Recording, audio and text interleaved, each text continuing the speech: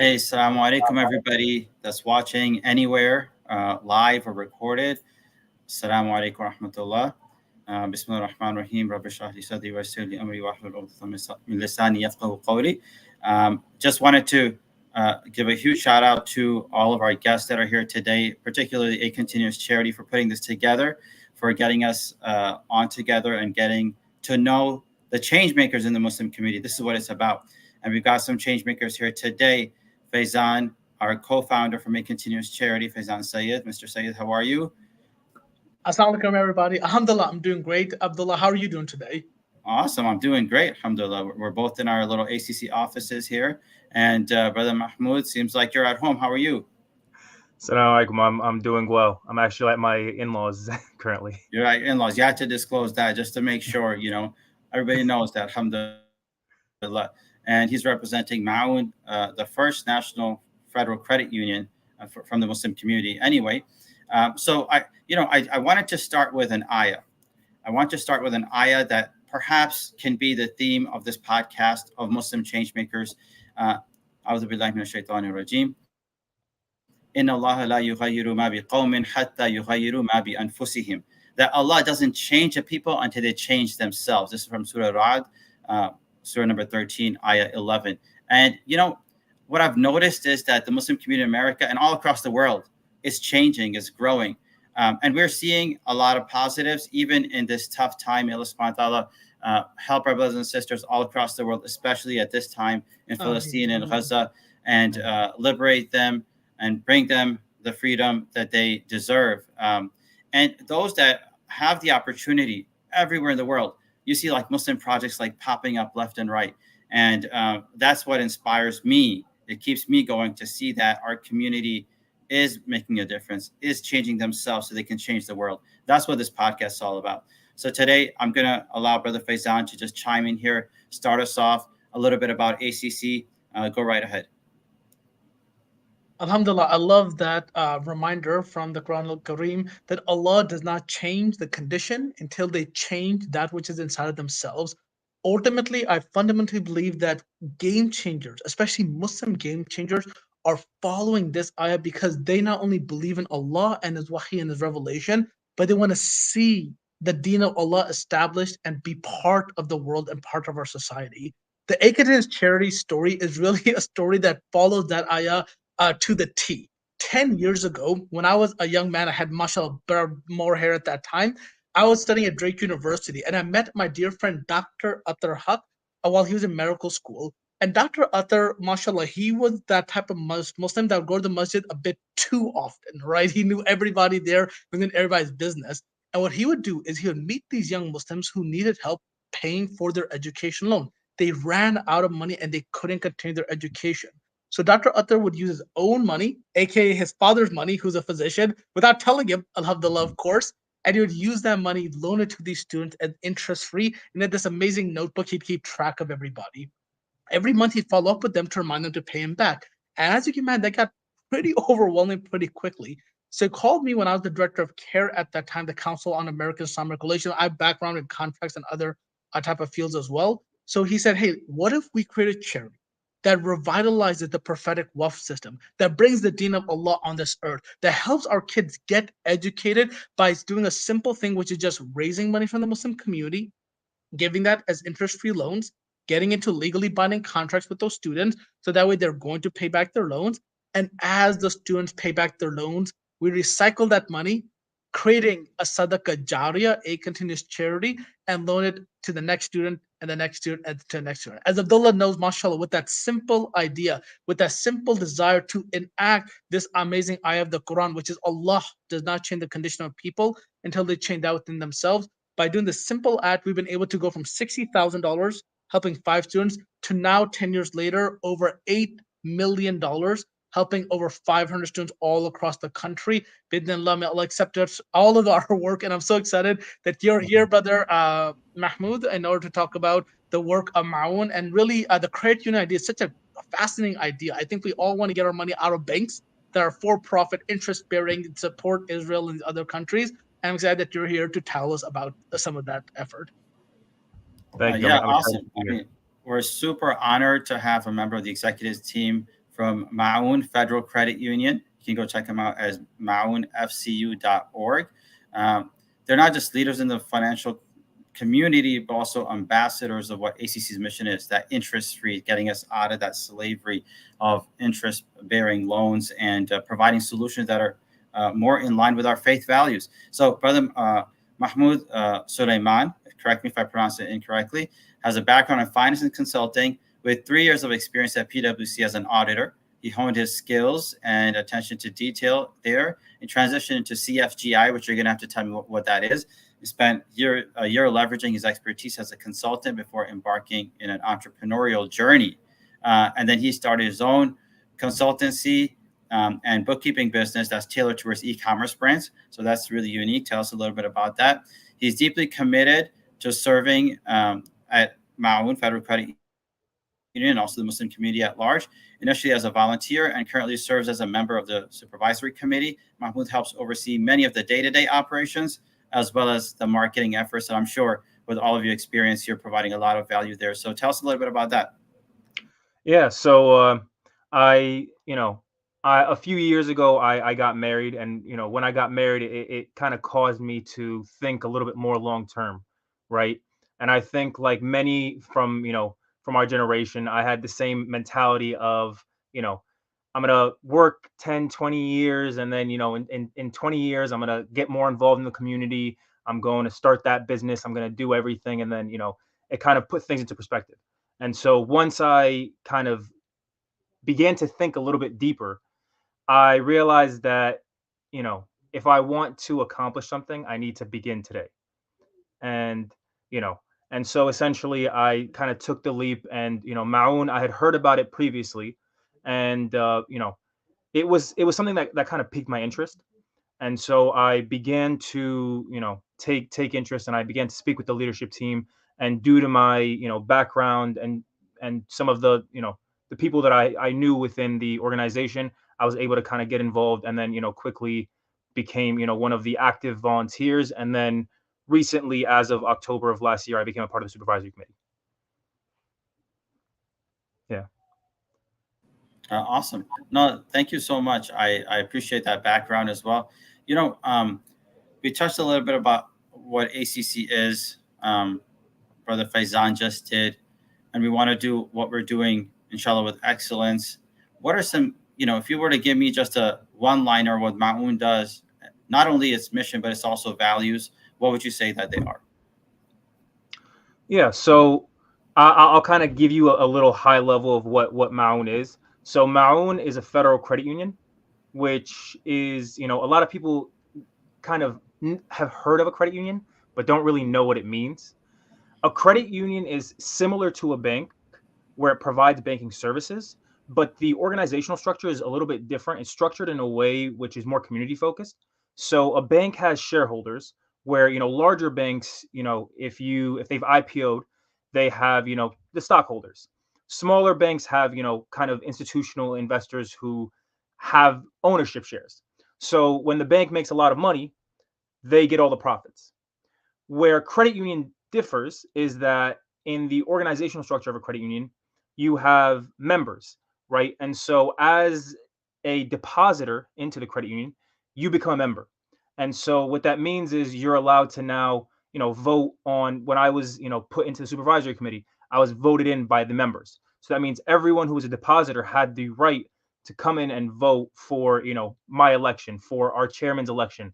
And also, if any profits were to be distributed, in dividends, it would be given to all members. It wouldn't be given to this kind of elite class of shareholders, right? And so, what Maun currently does is we provide, two banking services, really. One of which is the standard banking service, which everyone knows, which is the depositor. So essentially, we maintain the deposits of our members. And the second service, which is what we're a little bit more known for, and what we're a little bit more aggressively uh, placed in the market for, is our loans, where we essentially provide interest-free, riba-free loans to members of Maun at 0% interest. We give a flat processing fee, a one-time processing fee, in order to run the credit union. but that's really all that it is. And we provide those loans for, unsecured loans for credit card debt, so to help our brothers and sisters get out of the riba-based loans that they kind of got themselves into. And the second is for auto loans. We're trying to expand over time, inshallah, into, kind of similar to the ACC model where it's student loans, but on the later half, once they kind of achieved employment. So because we're federally regulated, there's a bit more kind of scrutiny on who we provide loans to and how we provide the loans. And so it's not necessarily just open, to any type of offer offering. So yeah, Yeah, that's that's a awesome. yeah. Just waiting to be added.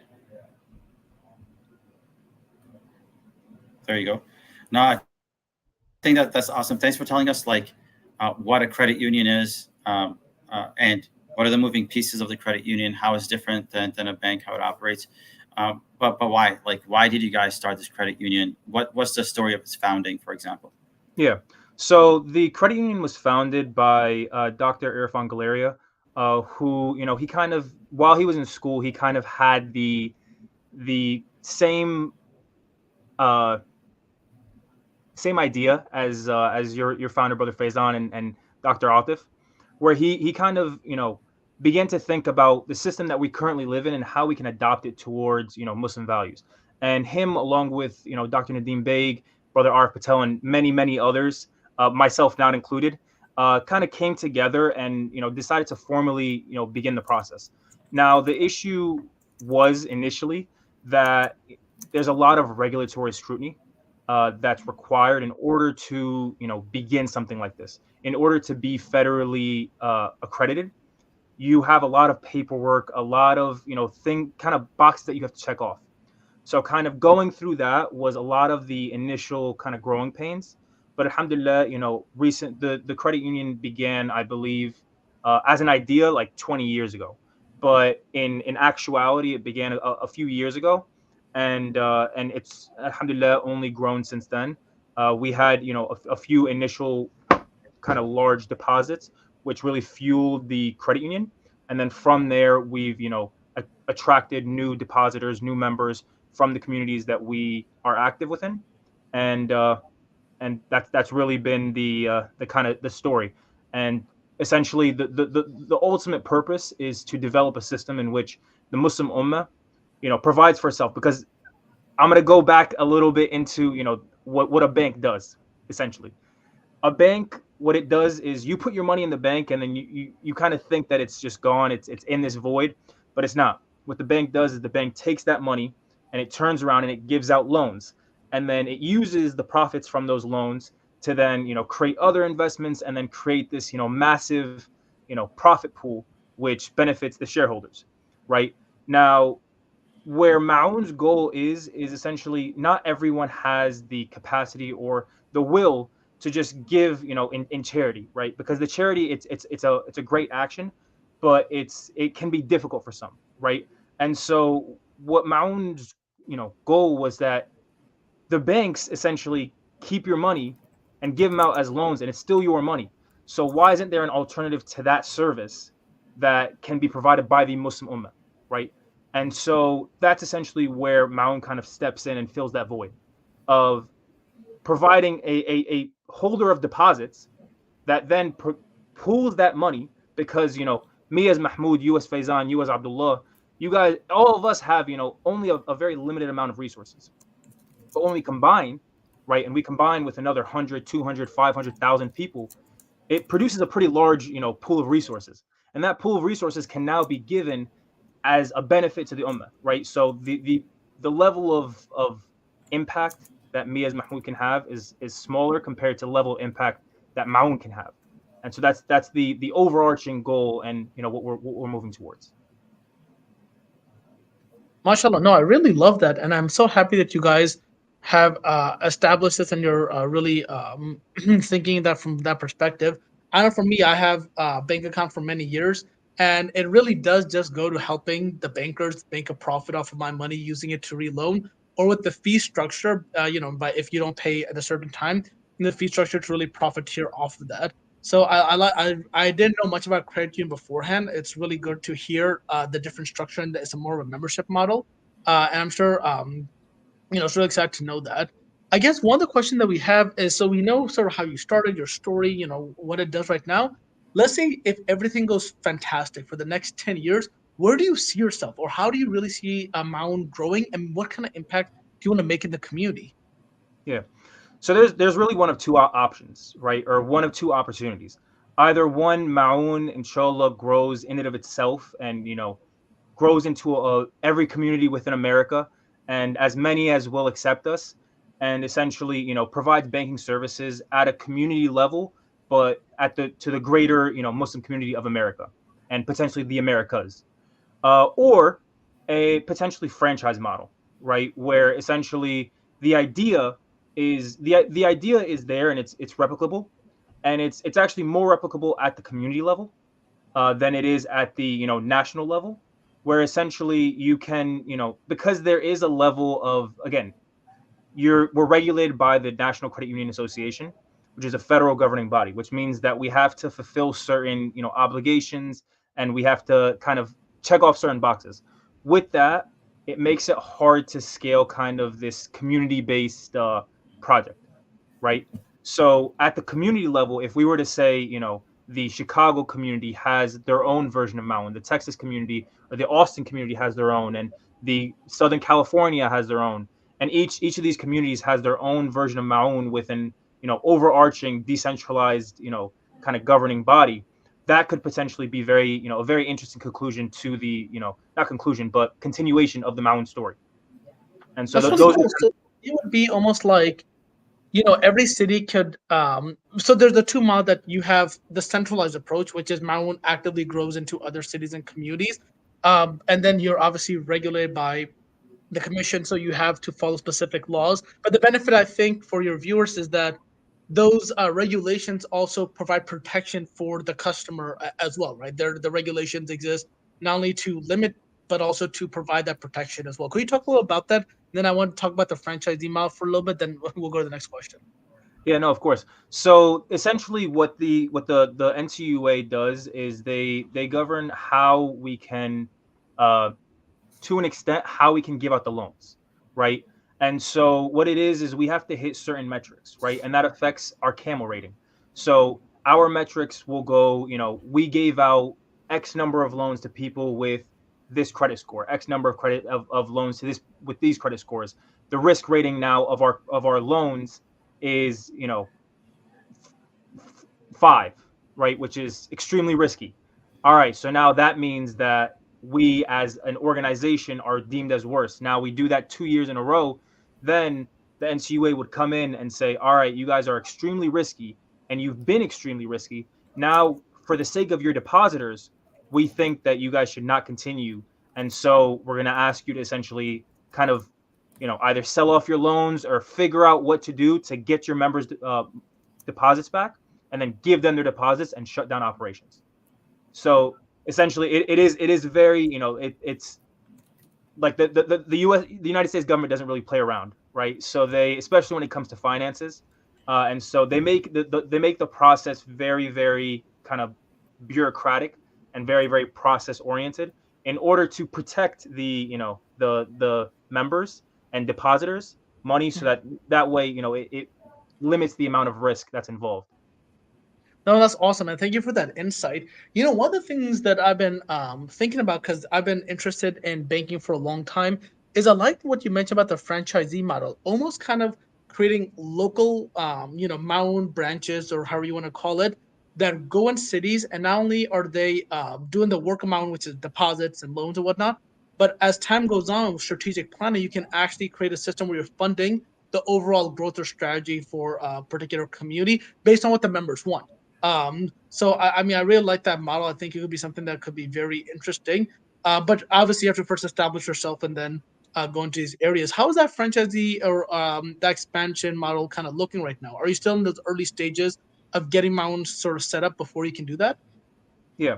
So essentially, the way that Maun is set up is we were on probation, so we're a community based credit union, which means that we are associated with communities, and those members of those communities can then become members of Maun. And so we have three masajid in the Central Jersey area, NBIC, ISCJ, and MCMC, where those three communities, if you are a member of those three communities, you can now become a member of Maun. So essentially, in order for us, and it's kind of the process of scaling that is also kind of governed by the NCUA, which is the governing body. So they kind of tell us when we can add on more and more communities.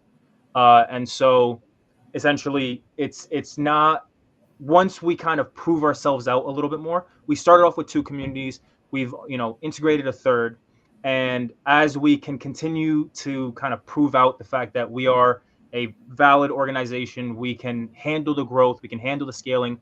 We then can turn around and tell the NCUA, hey, we want to onboard 5 more, we want to onboard 10 more, and then they kind of give their approval. And then so even that process is regulated for us.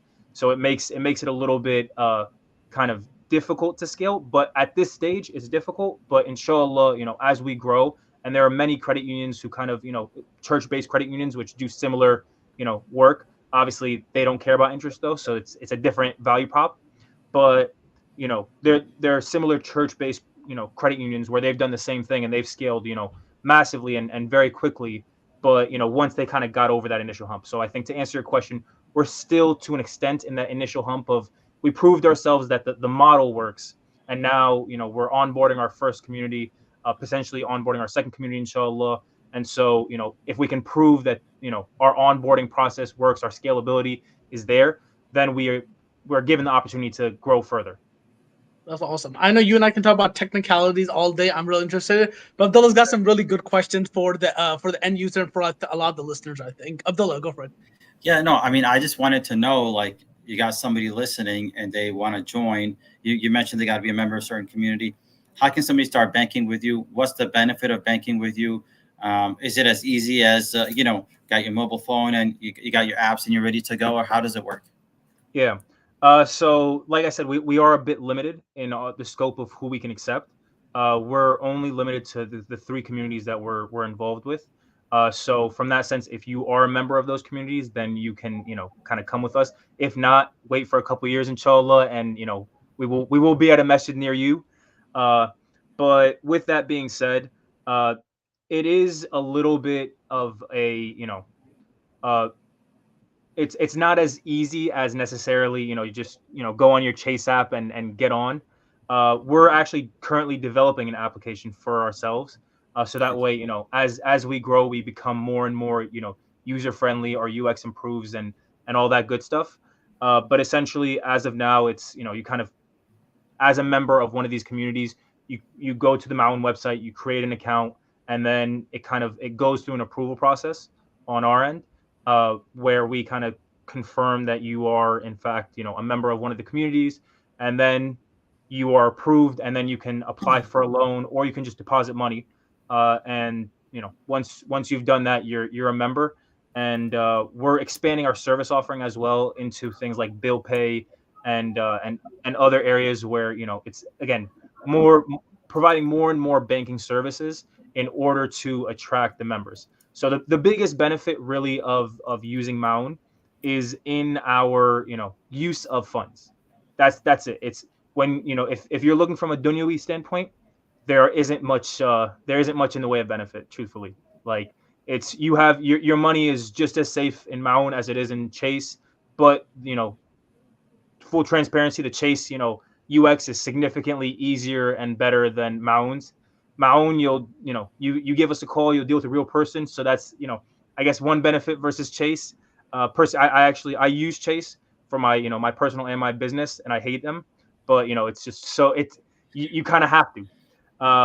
But from an ethics standpoint, it's your money is essentially being used. It's still your money. You still have it. You still have access to it. But now it's being used to provide a loan to someone who is in credit card debt, or in need of a car, but doesn't have to now go through the Honda dealership to finance at 18% or whatever the current rates are. I think something that you said, Abdullah, if you have a question, jump in. But I think something you said is really interesting in the sense that right now, as you're starting, it may not be as competitive as Chase Bank or Bank of America or what are these other funds, but those institutions are built off the back. I think like 80% of their profit comes from their their lowest tier of people with the worst credit, the worst ability to pay off their debt. So that's how these institutions become so successful and powerful. Initially, obviously, even the Prophet ﷺ, when he first created the Ummah around him, that nation was primarily illiterate, didn't know how to build two-story buildings. They know a lot of basic stuff.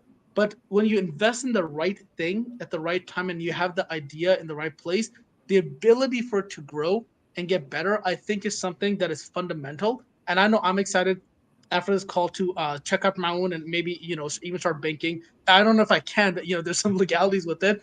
But really to do that because it's where do we want to see ourselves in 10 years? And can we provide a different alternative and a different solution? And of course, it is a ragtag startup of whatever it is, but the money is safe, the accounts are safe, and where can we grow is I think something important to check it out. Inshallah, I know Abdullah had a question, but just one other question I had is, and you mentioned it already, but just for me personally, because I do nonprofit work all the time, that's like my bread butter. Let's say I want to bring Maun to where my community, like I live in Dallas, Texas, here, Epic Masjid, in these areas. Is there a process to that right now? Maybe not. Just give us, your insight. Yeah, so currently there is no process to get Maun there. However, our founder is, again, the Maun goal isn't necessarily to kind of monopolize the space. The Maun goal is just this is what we want to see. So our Mm. founder actually will have calls with, institutions like Epic and institutions all over America where they kind of see the model that Maun has built and then turn around and want to, build something like it. And so there's no kind of fear of competition because the model that Maun is actually, and like the way that we're able to offer interest-free loans is actually only through this community-based model. So if you're not community-based, you're not legally, you will not be able to provide interest-free loans. So you will have to provide like interest-based loans. And so because of that, like as a federal as a federal credit union. So there's no fear of competition as well. So even if it's not necessarily the growth of Maun specifically, the growth of the industry and the sector overall within the Muslim community is to the benefit of Maun because the more it becomes ubiquitous within the Muslim community of you bank with you bank with Epic's Maun, we'll just call it Epic Maun, and then you bank with whatever Umar Sulaiman's Masjid's Maun is, and you bank with whatever the Chicago Maun is, and like now it's not a matter of anything of like I don't know about this I'm worried there's this lack of trust in the organization. It's just this is something that's fully normal. The Muslim community just banks in these credit unions that are associated with their masajid. Yeah, no, I love that because there's a sense of community. Like back home in India and Pakistan, for example, they have the system of like the committee system or the chitti system. You kind of pull your money together, somebody benefits from it, and then they pay back to the pool, and everybody gets. You're just kind of sharing and offloading, so they don't have the burden of taking an interest-bearing loan. We've kind of commercialized loan making, but loan making is a community-based system, and many people are still doing it. I actually know of a couple that they went to college with this loan sharing or money pool system. Then they bought their homes with that. There's like 10, 15 families that helped each other go to college, helped each other buy their homes, helped each other buy their businesses. And mashallah, they don't have any debt and they've got a lot of equity. And, that is really, it's a thing of the past and inshallah, a thing of the future, hopefully. And we're stuck here in the present where the interest-based economy is kind of swallowing all of us down, right? But that's okay. This is a start. Like you're a change maker, and change making is not easy. So you got Maun here starting up. Yes, they don't have an app. Yes, you can't become a member right away unless you're living in Central Jersey, for example, part of their masajid. We'll go ahead and post the masjid links everywhere here. So if you guys can become a member of the masjid, do that. And become a member of Maun, do that. Because what's your money doing sitting in the bank? It's feeding other people's profits and getting them to get profit from interest. And we're against that. We're against interest. We're against having these organizations profit from others that really desperately need the loan. Like Faizan said, 80% of them may only be going there because they have no other community, right? And that's where Muslims come in. We have a sense of community. We're going to lend to each other. So something beautiful that you mentioned is that you don't necessarily immediately see Maun, logistically and legally being everywhere in America and all Muslim communities, but you do want to encourage others to start credit unions locally and partner with you. And I've actually had a call with your founder, Brother Irfan, as well previously, so I'm kind of familiar with the process. But that's reminded me of the ACC model, right? So at ACC we have these chapters, so they don't have to recreate the wheel. They're doing something locally, and if there's organizations that want to come up and give interest-free loans, scholarships to their students, like, we love that, we encourage that, we partner with them. And that's where I think the nonprofit space is like that. You partner with each other instead of trying to compete with each other. So that's a little bit of that. Let me go ahead and take you in a little bit of a different direction.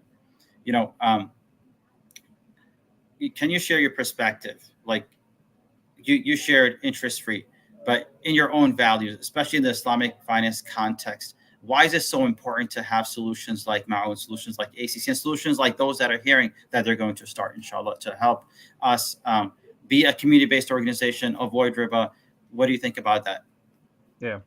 So it's funny, Brother Faizan actually mentioned Epic. I'm a big follower of Yasser Qadhi, Sheikh Yasser Qadhi. I love him. I listen to a lot of his lectures, and with that, I actually, he does this one thing where he does lessons in history, right?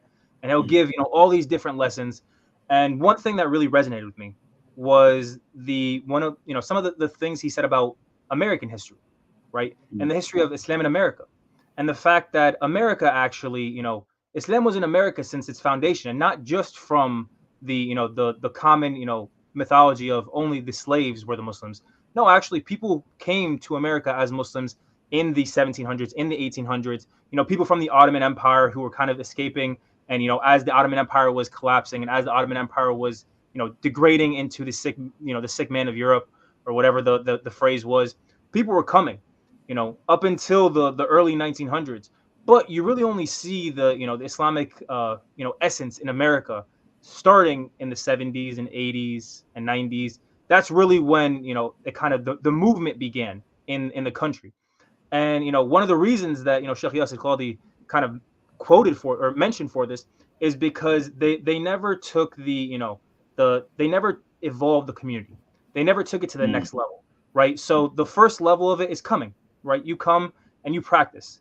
You continue to pray, you continue to fast, you do your own personal requirements. And then you advance beyond that into building masajid, building Islamic schools, building ways of which to bring the community together, right? And alhamdulillah, that's what the generation before us did. They established these things, and they established them in a sustainable and manageable way.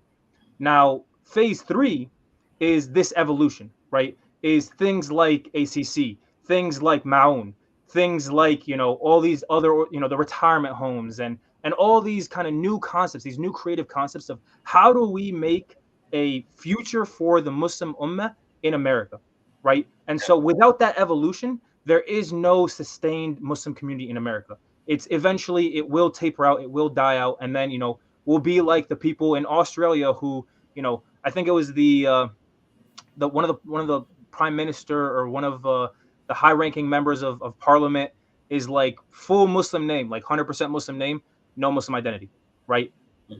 If we want our grandkids to be that, then we just continue without evolving.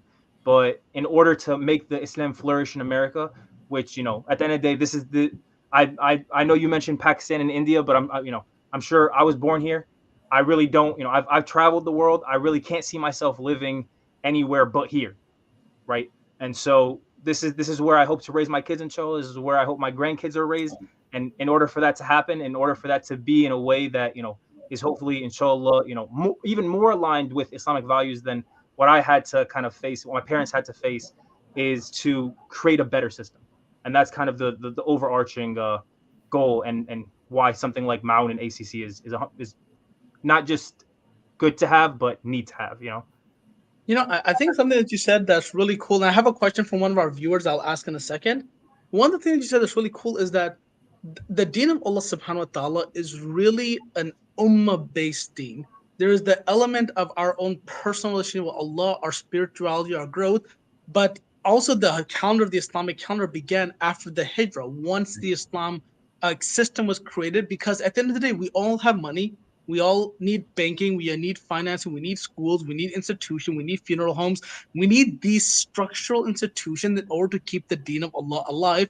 And I think now we're at an amazing point where a continuous charity with interest-free loan for higher education, Maun for credit union, especially with banking, eventually becoming a competitor for the mainstream banking system that are out there, are tools in order to really keep the Muslim money in one place, utilize it for the benefit and growth of the community, and create an ummatic response that's based in the deen of Allah subhanahu wa ta'ala. I think it's really amazing. I think you hit the nail on the head. If we want to die out as a community, then we continue to not build these type of unique institutions that really facet every element of our lives. But if we want to thrive and be a real community that sees the deen of Allah rise in the land, I think these areas are essential to it. I have one, a comment, a question from an audience member, and then I'll give it to Abdullah for the next question. And he has a very practical question. What scale of loans has Maun been able to give out? So, like, if I need a loan from Maun, what can I expect? 5,000, 10,000, 20? What are you even doing? $1 million. Yeah, $1 $1 million million. interest free, mashallah. Interest free for any reason. No, Mashallah. so it depends, right? Like I mentioned before, we have two categories of loans. We have unsecured loans and we have secured loans, right? Where I'm not involved in the loan process, so this may have changed, but as of my most recent knowledge, we give up to $10,000 in unsecured loans, and that's typically for your credit card debt and things of that nature. And then for the auto loans, we give up to $60,000. So it's $10,000 of debt. For the unsecured loans, it's up to 24 months of refinancing.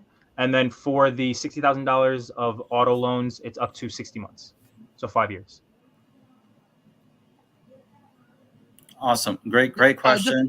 I'm sorry, though. Just Yeah. one real practical Go for question. You also look at people's like credit to make sure their risk assessment and whatnot. That's also part of the loan process, I imagine. Correct. Well, what else do you look for? I hate to not be able to answer a question, but I can't speak out of line. I'm not involved in that process. So we have a phenomenal, alhamdulillah. We have one of the board members. He's a banking executive. He understands the process. He understands what banks look for, and so he's kind of been the one who's taken lead on that. And we've gotten some phenomenal volunteers as well. And so there are some much smarter people in this space than me handling that. And so I can't really answer that. I'm sorry. No worries. I mean, but this question got me thinking, like, how can we give the audience a picture of where you're at? So if you got some numbers, some stats for us, like how many members you have, how many waiting lists do you have, how much money's under management, how many loans have you given out? Yeah. So I can disclose we have I can't give exact numbers because I don't have that off the top of my head. But we have approximately somewhere in the range of 250 to 300 members. We have approximately 1.5 million in loans given out to date. We have I'm not 100% on our assets under management, which is pretty much just cash. So I would assume it's at the minimum a little over 1.5, probably closer to 2. But that's I wouldn't know that off the top of my head. No, that's good. It's good to know like the scope of what we're doing here. The credit card debt, when you say unsecured, does that mean a lot of people don't pay it back, or what does that imply? No. So a secured loan is essentially something that's secured against collateral. So with an auto loan, we have the benefit of the fact that the there's a lien on the title. Right, so essentially, product there. Yeah, there's something physical that's kind of backing the loan. So in the situation that someone can't pay, we can't charge late fees. We don't do any of that. But essentially, someone is delinquent for 3 months, 6 months, whatever. Again, I'm not 100% sure on that side of the policy, but then you repossess, and then there is a way in which we can kind of get our money back versus an unsecured loan where there's nothing backing it. So it's essentially just my word as Mahmoud Sulaiman, I'm going to pay Maun back. And we kind of did our risk assessment. And we said, all right, Mahmoud is a viable candidate. He is someone who is trustworthy. And so, and also there's an aspect of it, and this is why it's very community based, of, we know the communities that we interact with, and so Mhm. we know we Great. have people, we have liaisons for every masjid that we are there, and we'll ask the liaison, like if someone's like someone's super risky, low credit score, doesn't seem, we'll say, is there someone from the community, is this someone that is there someone, almost like the kind of the back home way of doing things, where it's you kind of ask around about the person. It's like, all right, they don't seem like they're a good candidate. Sorry, we're not going to be able to. No one knows you. No one knows anything about you. You're just some random. I'm sorry, like we can't help you. Or oh, all these people know he just went through some hard times. She just did, had this situation happen to her. Okay, now we can step in and be able to provide that additional assistance. So it's kind of like recommendations, letter of recommendations. Would you say is that part of the process?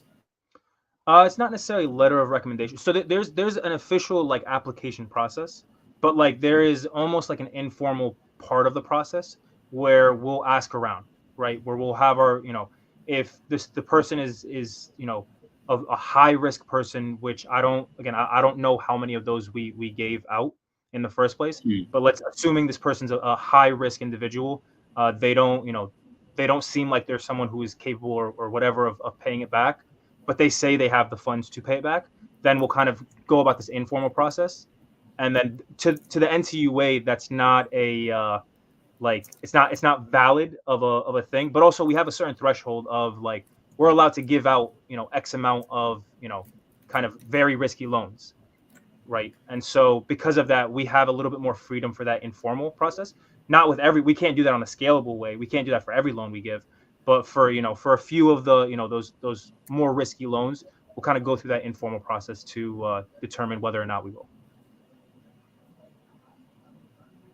Outstanding, outstanding. No, it's good to be able to talk about the different elements of the loan process, just to know where Maun is right now, and hopefully every year we'll have do this podcast and then see the growth of Maun as it moves forward. I think, inshallah, alhamdulillah, our time is definitely wrapping up. It's been amazing to have you here. I know Abdullah's got a final question to help us wrap up our conversation. And so, Abdullah, I'll give it to you to ask your question, inshallah. Yeah, awesome. There's so much more to talk about, but our time is so limited. So, inshallah, we got to have you back here on the show or come see you in person in Central Jersey, inshallah. But, like, you know, you got people listening here, young Muslim community. If you were to give some sort of inspiration, what would you say to a young Muslim that's listening, an old Muslim that's listening? How can they be a change maker in the community? What can they do in their careers? How can they balance their careers, their Islamic values, their aspirations? You're an entrepreneur, and you're also, a board member at this Maun Federal Credit Union. Yeah. So I would say, do you know, first and foremost, it's the most important thing to always remember is rizq is from Allah, right? Mm. Nothing that we do is really going to, especially there's a lot of things that happen, especially in the corporate world and all of that, where you kind of get this feeling of like, I'm worried. I'm worried about the promotion. A lot of times it's not necessarily, alhamdulillah, Islam doesn't put us in too many positions where I'm worried about my job, but I'm worried about the promotion. I'm worried about perception. I'm worried about these things. So it's, rizq is from Allah.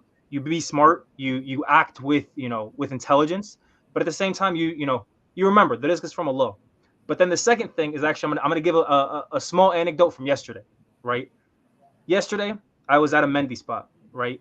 And as I'm at the Mendy spot, I'm eating with my hands, right? And, someone kind of gave me like this like weird look, right? And I was like, in my head, I was like, don't they know like eating with your hands is sunnah? But then at the same time, I actually thought about it. I thought for a second, and I was like, wait, I forgot to say Bismillah before I started eating, right? So like I'm doing one sunnah, which is which is good, but I forgot the bigger sunnah, right? Mm. So essentially, don't you know a lot of times I think that a lot of people will do one thing while forgetting the bigger, more important thing. And so don't forget the bigger, more important thing. As brother Faizan said, this is an ummah based community, right? This is ummah based. So that is that it's an ummah based religion. That is very important. That is the eating with your hands sunnah. But then the more important sunnah is the bismillah, your family, the people who directly affect you, right? And when you can impact and you can do things to directly impact the people around you, and then you kind of take that initiative within your family, then it leads to community. It leads to ummah, right? Everyone thinks big picture. Everyone thinks Gaza, Kashmir, Somalia, Sudan, all these things that are happening around the world. How am I going to change? You change the small circle, and then eventually Allah gives you the ability to then become a continuous charity, to become Maun, I to mean, and you or if mean he doesn't, you built your you did what you could, and Allah, alhamdulillah, إنما الأعمال بالنيات وإنما لكل امرئ ما نوى. You do by your intentions, and that is all. Thank you for having me. And awesome. A final question, and this is your pitch time. How can the community around here in America or listening from anywhere in the world, how can they support Maun? How can they get involved with Maun? What is your pitch today? If you could speak to the entire world and they're listening to you, Mr. President Mahmoud Suleiman, what would you say to them? so, well, I'm going to give one correction. I am a nobody in Maun. I am a part of the supervisory committee. There are board members who are much more seasoned than me. They're the founders, the people who did things. I'm just the face of Maun right now. I was kidding when I said president. I meant prime minister. No, I'm just kidding. Just go ahead and share with the whole world that's listening. Yeah. So I would say if you want to help Maun, then really it's a little bit difficult to do on the direct level, but I would say start thinking about how you can benefit the ummah.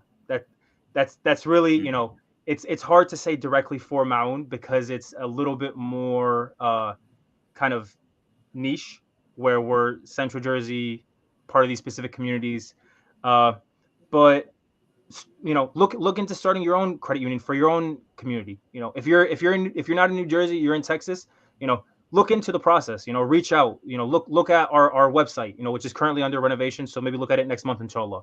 But but if you have technical skills as well, if you're good at website design, there's maunfcu.org, or you could personally reach out to me.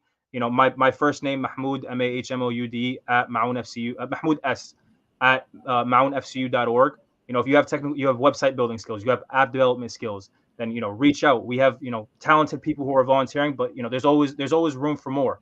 And if you have any conferences, anything along those lines that you would love to share, reach out to me, or you can go to the website and there's an info email that you can reach out to. Awesome. Thank you so much, Faizan Sayed, ACC Charity co-founder, Mahmoud Suleiman, Maun board member, for coming out. This podcast is all about making change, and we hope that everybody that's listening will make some sort of change in themselves, in their families, the people around them, and that will lead to a change in greater humanity and in the ummah. Inshallah, until next time, take care of yourselves. Assalamu alaikum. Assalamu alaikum, y'all. Sorry.